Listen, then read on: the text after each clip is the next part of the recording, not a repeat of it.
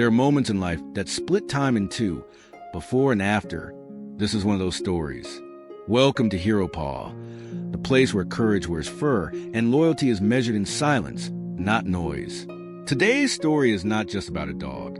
It's about a promise, a father, and a reckoning. What would you do if someone harmed the one thing your child couldn't live without? What if that someone wasn't a stranger in the dark, but men who thought their badges made them untouchable? This video contains one of the most powerful stories we've ever shared on HeroPaw, a story that will test your sense of justice, move your heart, and remind you that sometimes strength comes not from fists, but from restraint and love.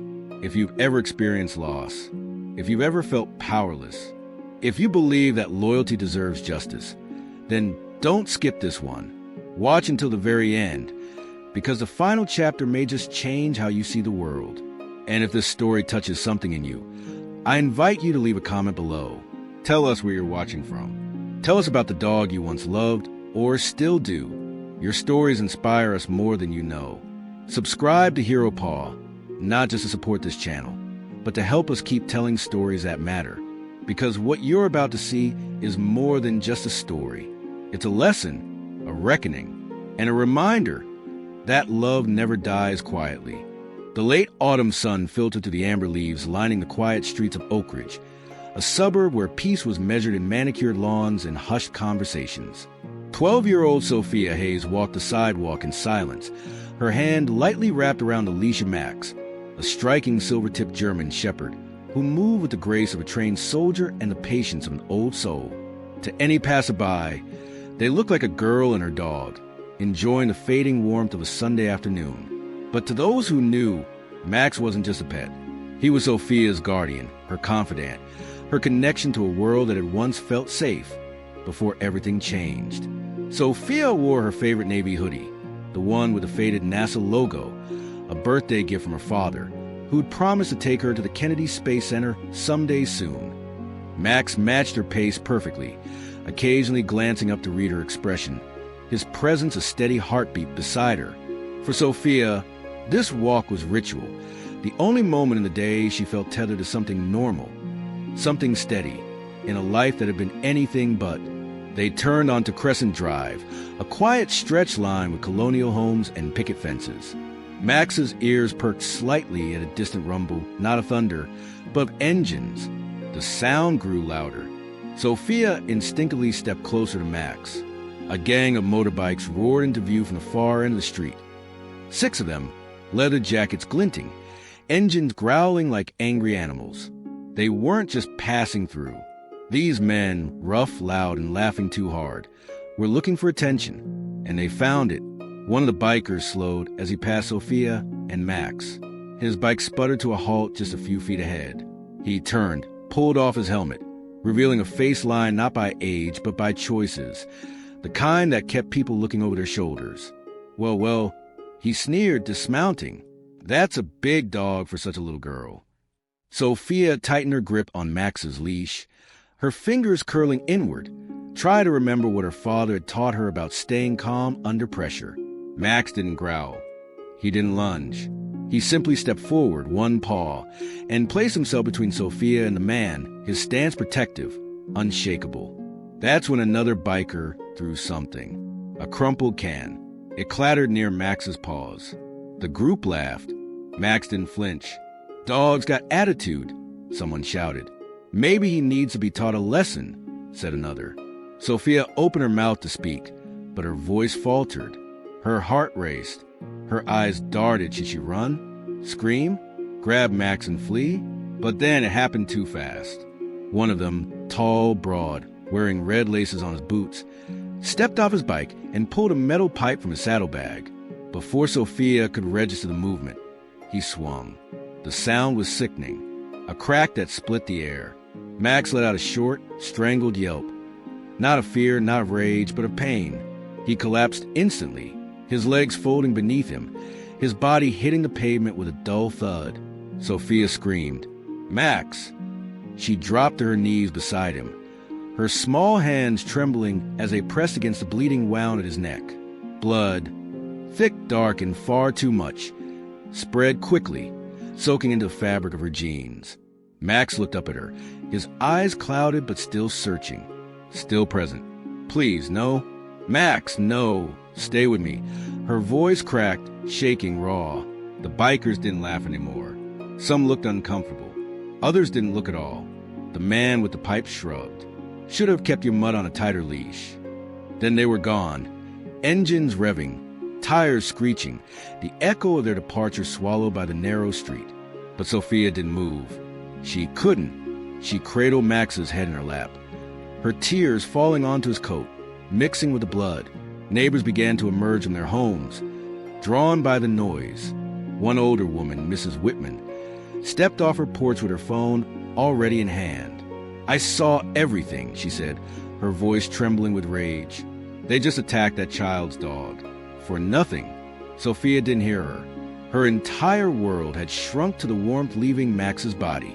His breathing was shallow. His tail thumped once, faintly, against the pavement, as if to say goodbye. And then it stopped, just like that. Gone.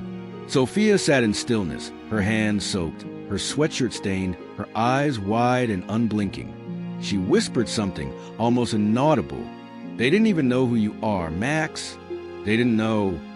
Her lips curled inwards as her jaw clenched, emotion beginning to rise through the shock. My dad is coming home." And though she said it to Max, her voice carried with terrifying clarity. "He's coming." A silence fell over the small crowd that had gathered. A neighbor laid a hand on Sophia's shoulder, but she didn't respond.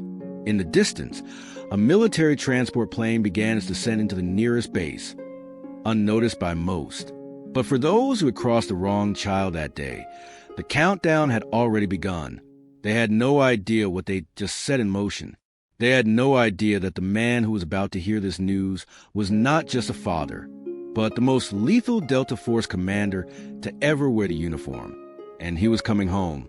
The night after Max's death fell heavy over the Hayes household. Inside the two-story home on the corner of Riverside and Old Drive, time seemed to pause. Grief has a sound. It's not always loud. Sometimes it's a complete absence of noise.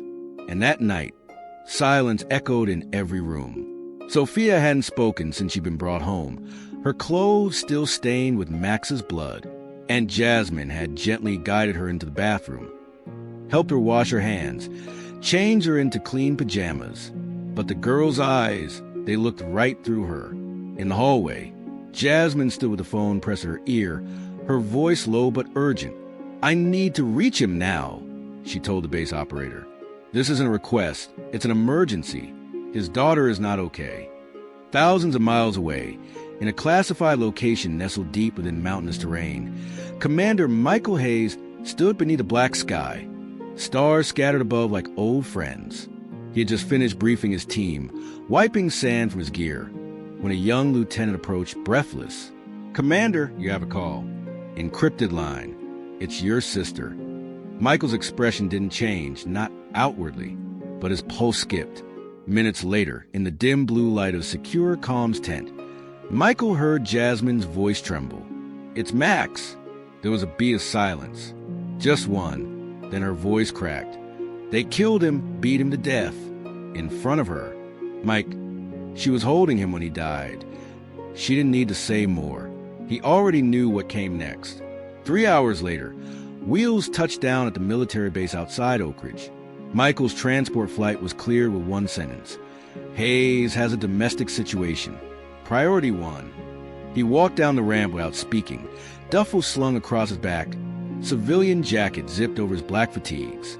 The same jacket Sophia had hugged the last time he left.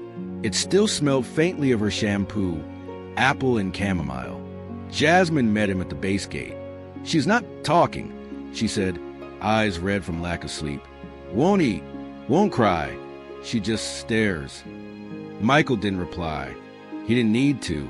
He drove the rest of the way in silence, gripping the steering wheel until his knuckles whitened. When they reached the house, the porch light was still on. Inside, Sophia sat on the living room floor, back resting against the couch, Max's collar clutched in both hands. She didn't react to the sound of the door, but when she looked up and saw him standing there, tall, broad, still smelling of dust and distance, Something shattered. She didn't run to him. She launched, with a sound between a sob and a cry. She threw herself into his arms, her small body folding into his chest. Michael caught her midair, held her close, dropped to his knees on the rug, as if the weight of the moment crushed him more than any battlefield ever had. "I couldn't save him, Daddy," she choked out, shaking. "I tried. I did what you said. I pressed the wound. I didn't let go, but the blood, there was so much blood." Michael pressed his forehead to hers, closing his eyes. "You did everything right," he said, voice low, deep and sure. "Everything. He did too." She clung to him, her sobs finally breaking free, after hours of silence. That night, after he'd tucked her into bed, in pajamas she barely remembered putting on, Michael sat alone in the dark kitchen, elbows on the table, head bowed. Jasmine joined him, sliding a mug of tea across the surface. "He was more than a dog," she said softly. "I know." He was her bridge back to life after Eleanor died. Michael looked up, eyes hollowed out by exhaustion and fury. "He was the last piece of Eleanor I could give her," he whispered. "And they took him like he was nothing." There was a long pause. Jasmine reached into her satchel and pulled out a thick folder. "Internal Affairs cleared the attack. Local PD says there's no cause for arrest." Michael didn't even flinch. "They said the dog was aggressive," she added. Michael leaned back in his chair, looking up at the ceiling like it might crack open and show him some divine answer. "I've killed men for less," he said quietly. "Not a threat, not a boast, just fact. You're not in the field anymore," Jasmine reminded him, her tone careful. "No," he said. "Now I'm a father, which is worse, because I can't just remove the threat. I have to live in the same world that let it happen." He stood up and walked a hallway where an old photo of Eleanor hung. Her eyes, the same soft brown as Sophia's, seemed to look right through him. He whispered to the air, "I failed you once. I won't fail her too." Later that night, while Sophia slept, Max's collar still beside her pillow, Michael sat by her door, listening, watching, guarding. He opened a small notebook from his duffel and began to write. Page 1, what happened? Page 2, who did it? Page 3, how they will be held accountable. This wasn't about vengeance. It wasn't about rage. It was about principle, about making sure no other child would hold a blood-soaked collar again while men in power looked the other way. He wasn't just trained in tactics and combat. He was trained in patience, in strategy, in waiting for the right moment. And it had begun, not with a gun, not with a threat, but with a father sitting in the dark, planning how to restore the light. The next morning came without sunlight. Clouds hung low over Oak Ridge, casting a dull gray over streets that still bore the faint scent of gasoline and something worse, the memory of violence. Inside the Hayes household, the air was equally heavy, filled with the kind of silence that settles after something sacred has been broken. Michael Hayes stood at the kitchen counter, slicing an apple. His movements were methodical, almost mechanical, a habit formed from years in combat zones where routine meant survival. But his mind wasn't on breakfast. It was on the faces of the men who had taken Max. He'd watched the footage at least a dozen times. Jasmine had helped him retrieve the neighbor's security camera recordings. Together, they had constructed a rough timeline. He didn't need all the angles. Just one was enough. Enough to see the logo on the biker's jacket. Enough to trace the custom paint job on the motorcycle. Enough to know where to begin. This wasn't going to be loud. It was going to be precise. Michael's first stop was not the police station. He already knew what that system would say. We're investigating. He'd heard those words before, in dusty villages overseas, where corruption dressed in uniforms and hollow procedures. Instead, he drove to a gas station just outside of town, the kind of place where people talked if you knew how to listen. The clerk behind the counter was a wiry man in his 60s, wearing mirrored sunglasses indoors. "Looking for someone?" the man asked as Michael approached. Michael pulled a printed photo from his jacket, a still from the footage. The man who struck Max. "You've seen him?" The clerk took the photo, squinted, and nodded once. "That's Travis Dean. Rides with the Wraith Reapers. Real piece of work." Michael didn't blink. Where does he drink? The man shrugged. Most of them hang around the West End, a bar called Red Hollow. Cheap beer, bad decisions. You'll find him there. Back in his home office, Michael opened his Black Ops laptop. He'd used it for classified reports. Now, he used it to start building a civilian target file. Name, Travis Dean. Affiliation, Wraith Reapers MC. Criminal record, battery. Disorderly conduct, intimidation. Known hangouts, Red Hollow Bar, Wild Ridge Trails, industrial lot behind Maple Street. Each name led to another. Each face brought back another memory. Not of war, but of how systems fail when no one's watching. These men weren't just bullies. They were protected. Michael could see it in their patterns. Arrest records mysteriously dropped, complaints sealed, no follow-up. He didn't need to guess why. They weren't just criminals. They were part of something larger. Over dinner that evening, Jasmine slid a manila folder across the table. I pulled their court records. It's worse than I thought, she said, her voice tight. Michael flipped through the pages. 17 complaints. Charges that never stuck. All filed by people who looked like him or his daughter. Jasmine leaned back in her chair. Michael, this isn't just about Max anymore. These guys have been using fear like a leash to control who feels welcome here. He said nothing for a moment, just stared at the folder. Then, finally, they're not protecting the neighborhood. They're protecting the illusion of control. Jasmine nodded. The image of Oak Ridge as safe, which apparently means unchallenged. And they went after Sophia, Michael added, because we didn't fit that image. He stood, paced the window, and stared out at the street, the same sidewalk where Max had taken the blow meant for his daughter. They saw a young black girl walking a large dog, and they saw a threat. Not the girl, Jasmine corrected. The independence, the confidence. That's what they couldn't tolerate.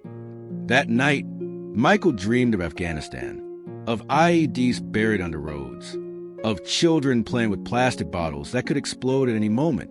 He woke in a cold sweat, the distant sound of Sophia crying out through the hallway. He moved to her door, found her sitting upright in bed, breathing hard.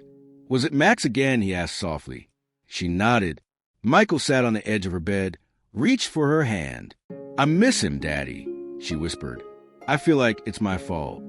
He turned toward her, eyes steady. No, listen to me.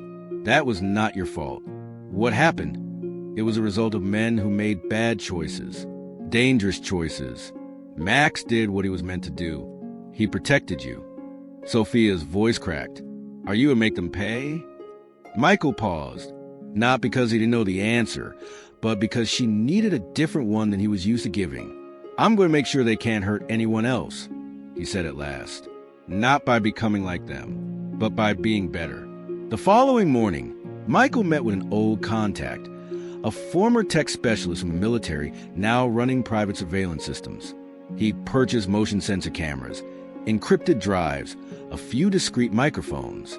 He wasn't planning to hurt anyone, but he was preparing for what came next. These weren't enemies hiding in caves. They were in plain sight, wearing denim vests and false authority. And that made them harder to fight. You couldn't just remove them. You had to expose them. Back home, Sophia sat quietly in the living room, drawing with colored pencils. Michael watched her from the doorway, noticing how she now jumped at the sound of a motorcycle passing in the distance. Her fingers tensed, her pencil paused midline. Something in him hardened. He picked up his notebook again, added a new page. Page 12, What Sophia Deserves.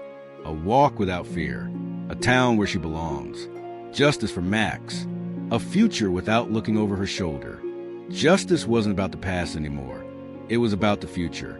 And Michael Hayes, father, soldier, protector, had just identified his new mission: to dismantle a system that let wolves walk freely among sheep, not for vengeance, for his daughter's right to smile without flinching. They say revenge is a dish best served cold, but what Michael Hayes prepared was revenge. It was something far more dangerous.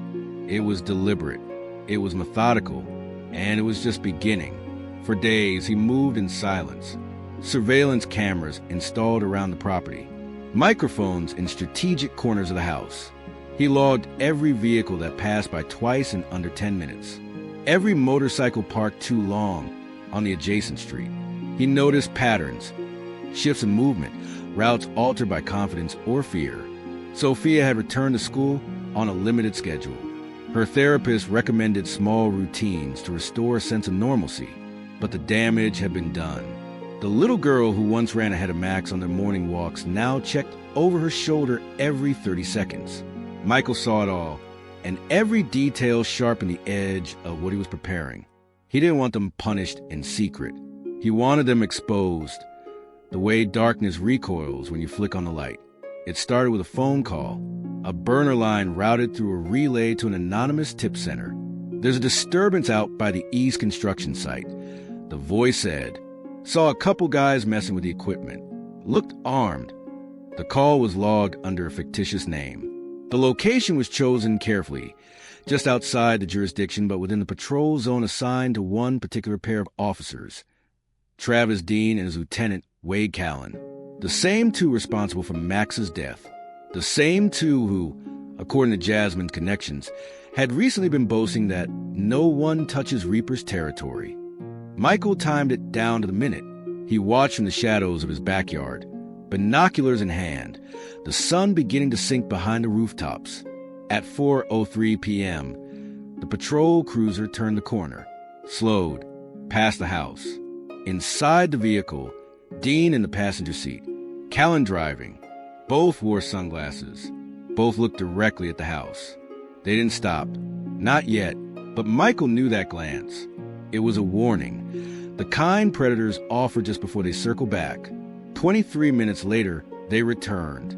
Only this time, they didn't stay in the car. Callan knocked on the door with a kind of forced calm, the knock of someone who didn't believe he'd need to knock twice. Michael opened the door without hesitation.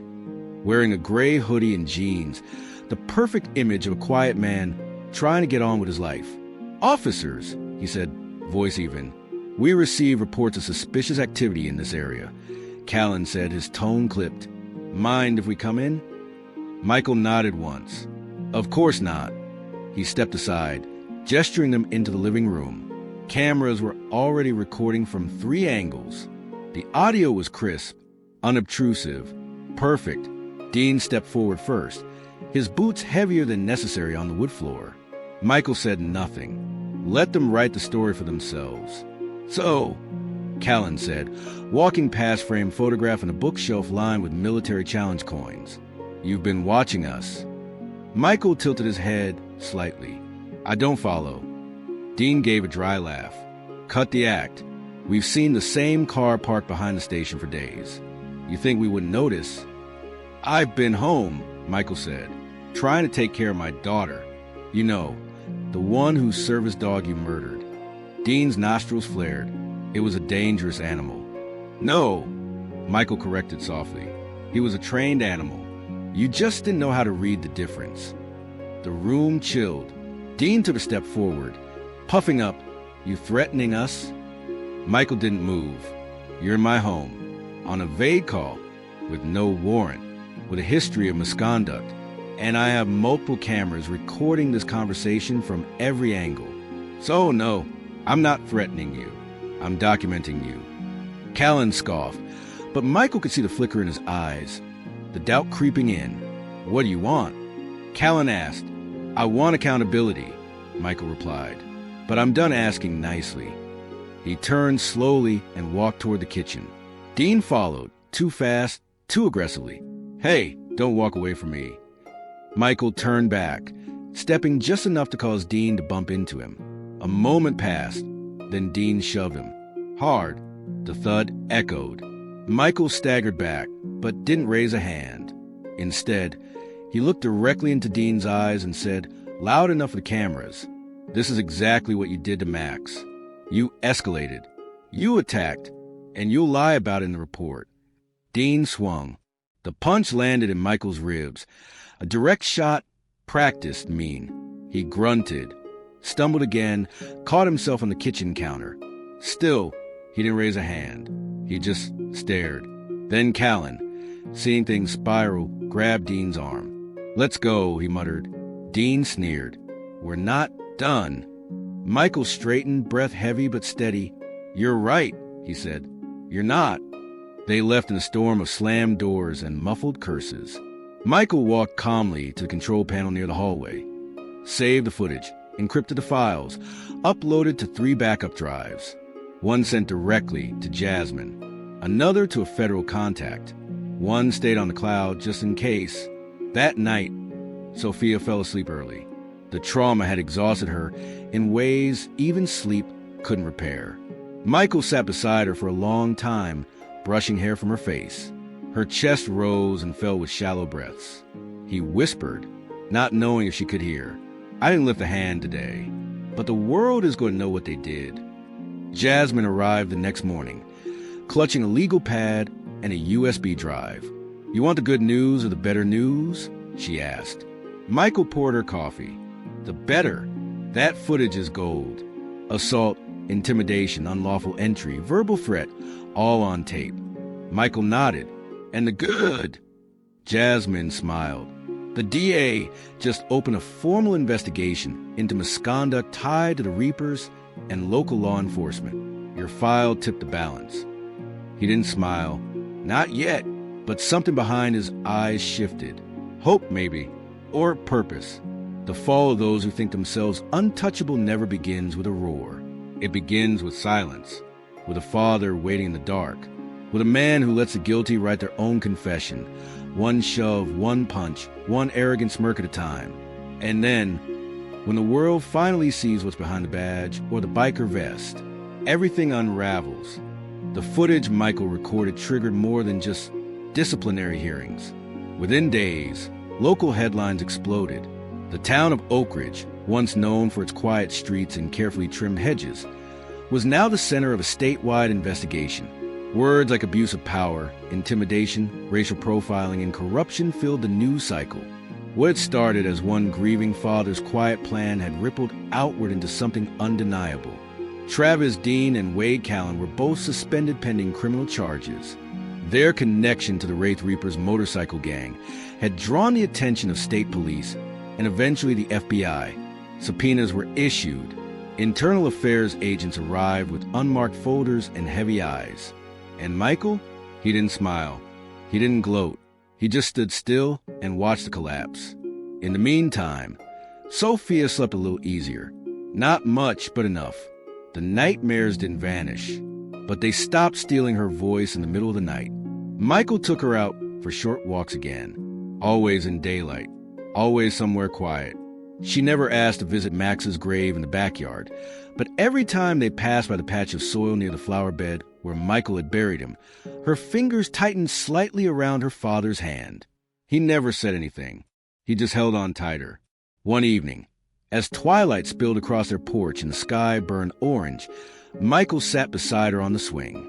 She hadn't said much during dinner. Her appetite was returning, but her voice was still learning how to be brave again. "Can I ask you something?" she whispered. Michael turned. "Always. Are you still angry?" He considered the question carefully. Anger was easy to hold, righteous, familiar. It made men feel powerful when they were really broken. "I'm not angry anymore," he said. "I was, but now I'm focused." Sophia thought about that. Focused on what? "Making sure you're okay," he answered, brushing a loose strand of hair from her face. "That you feel safe again. And maybe that you smile more." She looked down at her feet. "I miss Max." "I do too," he said gently. "He was more than a dog," she murmured. "He was the part of Mom I could still touch." Michael swallowed. The truth in her words cut through everything else. "That's why I've been thinking," he said after a long pause. "Maybe it's time we find someone else who needs us." Her eyes rose slowly. "You mean another dog?" He nodded. "Not to replace Max. No one could ever do that. But maybe there's a dog out there who's a little lost right now. Like we were. Maybe we could help each other." Sophia didn't answer right away, but she didn't say no. A week later, they visited the Oak Ridge Animal Rescue Shelter. Sophia held Michael's hand tightly as they walked in. The smell of wet fur and old blankets was thick in the air, but the staff greeted them with warmth. The shelter manager led them to a quiet room where a small mixed-breed puppy waited in the corner. Golden brown, thin, with one floppy ear and bright, alert eyes. She was found abandoned off the highway, the manager explained. 5 months old. No training, but she's gentle. Sweet. Been through a lot. Sophia knelt slowly, giving the puppy time. The little dog stepped forward cautiously, sniffed her hand, then licked it. Sophia smiled. It wasn't big, but it was real. "What's her name?" she asked. "Stella," the manager replied. Michael watched from the doorway, arms crossed loosely, something in his chest beginning to breathe again. "She's not Max," Sophia said softly. "No," Michael replied. "She's Stella, and she needs someone, just like we did." Later that night, Stella curled at the foot of Sophia's bed, not on Max's old blanket, but a new one they picked out together, a lavender quilt with stars stitched across it. Michael stood at the doorway, watching his daughter sleep for the first time without flinching. In his study, he opened the folder Jasmine had dropped off earlier. The district attorney had decided to pursue full criminal charges. Dean and Callan would face trial, not just for assault and misconduct, but for participating in a coordinated effort to intimidate minority families in the area. The story had grown. A federal task force was forming. Other towns with similar patterns were being investigated. Michael closed the folder. Justice was slow, but it was moving now, and sometimes that was enough. He stepped outside to the porch swing and looked up at the stars, the same one Sophia used to write about in her astronomy journals. He hadn't seen her draw constellations in months. But now, maybe she would again. Maybe healing wasn't loud. Maybe it was this: a porch light left on, a new puppy snoring at the foot of a child's bed, and a father who chose to build something back instead of tearing something down. He thought of Eleanor then, her laughter, the way she used to say, "Love isn't like a pie you run out of. It's more like a candle. You can light another without losing your own flame." Michael closed his eyes. He hadn't lit a fire of vengeance. He'd lit a light of protection. And in that light, Sophia could sleep. The trial began 3 months later. Michael testified quietly, clearly. Sophia was not asked to appear, though her drawings, including one of Max with stars above him and a girl holding his leash, were entered into evidence by Jasmine. Dean and Callan were found guilty on multiple charges. They were sentenced. But Michael didn't attend the sentencing. He was at the planetarium with Sophia, watching her eyes light up as the ceiling transformed into a map of the Milky Way. After the show, she turned to him. "I want to start writing again," she said. "I'd love to read what you write," he replied. "I don't want to write about the bad stuff." "You don't have to," he said. "You've lived it. Now you get to choose what comes next." And that was the real justice. Not just punishment for the guilty, but restoration for the innocent. A world where a child could walk without fear. A father could protect without violence. And love, wounded but not broken, could begin again